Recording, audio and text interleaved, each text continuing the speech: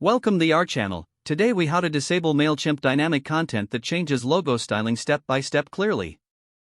To disable Mailchimp dynamic content that changes logo styling, start by logging into your Mailchimp account. Navigate to the Campaigns section on your dashboard.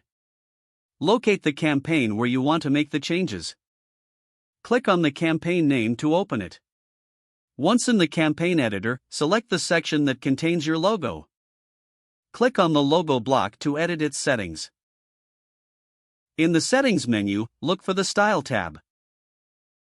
Click on the Style tab to access the styling options. Scroll down to find the section labeled Dynamic Content. Uncheck the box next to Enable Dynamic Content for this block. This will disable dynamic content that affects the logo styling. After unchecking the box, review the logo's appearance to ensure it meets your requirements. Once you're satisfied with the changes, click the Save button. Now, preview your campaign to confirm that the logo displays as intended. Finally, proceed to finish your campaign settings as needed. If the page does not load, refresh the browser or try again in a private or incognito window.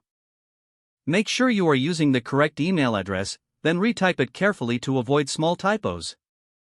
If your password is not accepted, use the reset option and create a new strong password you can remember.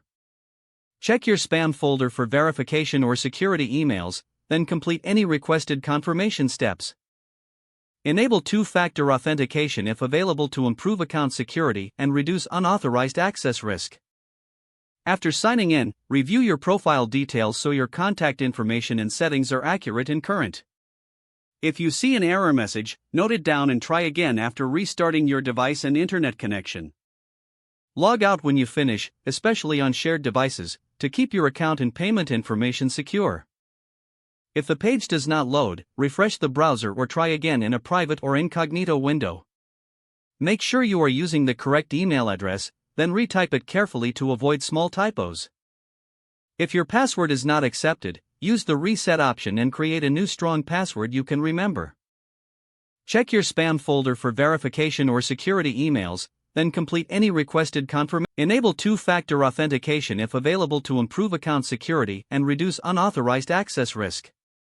Don't forget to like this video and subscribe to our channel for more step-by-step tech guides.